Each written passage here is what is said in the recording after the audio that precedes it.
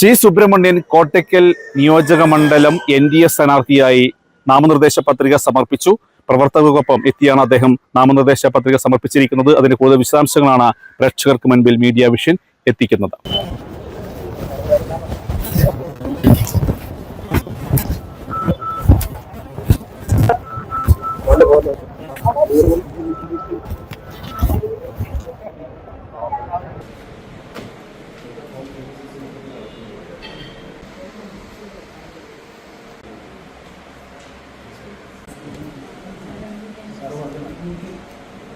കേരളത്തിൽ മൊത്തം വളരെ ടൈറ്റായൊരു മത്സരമാണ് നടക്കാൻ പോകുന്നത്. അതിൽ BDJS ഉൾപ്പെടുന്ന NDA ഏറ്റവും നല്ല രീതിയിൽ മുന്നേറ്റം ഉണ്ടാക്കും എന്നുള്ളതാണ് ഞങ്ങളുടെയൊക്കെ പ്രതീക്ഷ. ഇപ്രാവശ്യം ഇതുവരെ കഴിഞ്ഞ എല്ലാ ഇലക്ഷനിലെയും ഉള്ള ഒരു റിസൾട്ടൊക്കെ മാറ്റി മറിച്ചുകൊണ്ടുള്ള ഒരു നല്ല മുന്നേറ്റം NDA മുന്നണി കേരളത്തിലുണ്ടാക്കും. മൊത്തത്തിൽ ആ വോട്ട് വർധനവ് എല്ലാ മണ്ഡലങ്ങളിലും ഉണ്ടാവുന്നു. നമ്മൾ പ്രതീക്ഷിക്കുന്നതിലേറെ വളരെ നല്ല പ്രതികരണമാണ് എല്ലാ ഭാഗത്തു നിന്നും. നമ്മൾ കൂടുതലൊന്നും സംസാരിക്കേണ്ട ആവശ്യമില്ല, അത്രയും നല്ല പ്രതികരണമാണ് ആൾക്കാരെ കാണുമ്പോൾ കിട്ടിക്കൊണ്ട്. ഇന്ത്യയിൽ മൊത്തം നടക്കുന്ന വികസനം കേരളത്തിൽ മാത്രം വേണ്ടത്ര കേരള ഗവൺമെൻറ്റിൻ്റെയും അതുപോലെയുള്ള ഇവിടുത്തെ സംവിധാനങ്ങളും അത് വേണ്ട വിധത്തിൽ ഉപയോഗപ്പെടുത്തുന്നില്ല. അപ്പോൾ ഏറ്റവും ഒരൊറ്റ ഉദാഹരണം മാത്രം, 5 ലക്ഷം രൂപയുടെ ഒരു ഇൻഷുറൻസ് പദ്ധതി മുതിർന്ന പൗരന്മാർക്ക് വേണ്ടി കേന്ദ്ര ഗവൺമെൻറ് നടപ്പാക്കി. ഇതുവരെ കേരളം അതിൽ സൈൻ ചെയ്യുക നടപ്പാക്കാനുള്ള ഒരു ശ്രമവും നടത്തി. കോട്ടക്കര മണ്ഡലങ്ങൾ എന്തായാലും ഇപ്രാവശ്യം രാഷ്ട്രീയമൊക്കെ മാറ്റിവെച്ച് NDAക്ക് വോട്ട് തന്ന് NDAനെ വിജയിപ്പിക്കണം എന്നുള്ള ഒരു അഭ്യർത്ഥനയാണ് കോട്ടക്കര ജനങ്ങളുള്ളത്.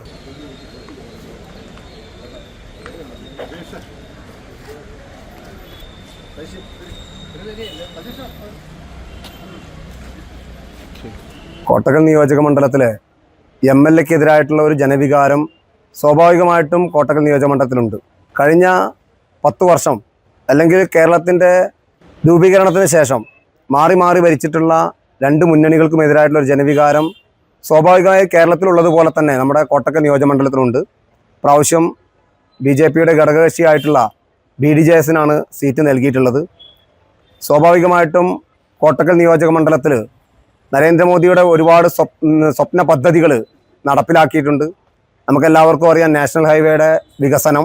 ആ നാഷണൽ ഹൈവേയുടെ വികസനം നടപ്പിലാക്കിയപ്പോൾ അതിലിടപെട്ട് നാട്ടുകാർക്ക് അനുകൂലമാകുന്ന തരത്തിലൊരു സർവീസ് റോഡ് പോലും യാഥാർത്ഥ്യമാക്കാൻ കഴിയാത്ത ഒരു MLA ആണ് കോട്ടക്കൽ മണ്ഡലത്തിലുള്ളത്. ഹൈവേയിൽ നമ്മൾ പോകുമ്പോൾ ഒരുപാട് ഇത്തരത്തിലുള്ള പ്രശ്നങ്ങൾ, നമ്മളെ കാടാമ്പുഴ ക്ഷേത്രത്തിലേക്കൊരു എക്സിറ്റ് ഇല്ലാത്തത്, അതുപോലെ തന്നെ ടോൾ പ്ലാസയിൽ നമ്മുടെ പ്രദേശത്തെ ആളുകൾക്ക് വേണ്ടത്ര ഗുണപരമായ രീതിയിൽ നടപ്പിലാക്കാത്ത, ഇതിലൊന്നും MLAയുടെ ഇടപെടലുകൾ യാഥാർത്ഥ്യമായിട്ടില്ല എന്നുള്ളതാണ്.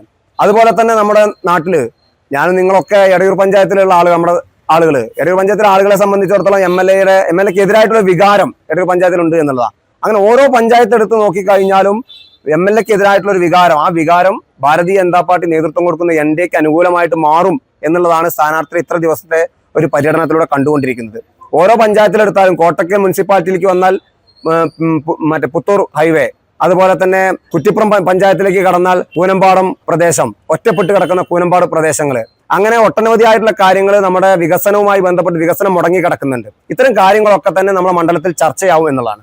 അതോടൊപ്പം നരേന്ദ്രമോദി ഗവൺമെന്റ് നടപ്പിലാക്കിയിട്ടുള്ള പദ്ധതികൾ NH ആണെങ്കിലും, അതുപോലെ തന്നെ കുറ്റിപ്പുറം റെയിൽവേ സ്റ്റേഷന്റെ മുഖച്ഛായ മാറ്റിയതാണെങ്കിലും, ജൽജീവൻ പദ്ധതി നല്ല രീതിയിൽ നടപ്പിലാക്കേണ്ടതിന് പകരം നമ്മുടെ എല്ലാ പഞ്ചായത്തുകളും അത് താറുമാറായി കിടക്കുകയാണ്. അപ്പൊ ജൽജീവൻ പദ്ധതി നടപ്പിലാക്കി നമ്മുടെ രാജ്യത്തെ മുഴുവൻ ജനങ്ങൾക്കും കുടിവെള്ളം എത്തിക്കാൻ വേണ്ടിയുള്ള നരേന്ദ്രമോദിയുടെ സ്വപ്ന പദ്ധതി അതുപോലും യാഥാർത്ഥ്യമാക്കാൻ MLAക്ക് സാധിച്ചിട്ടില്ല.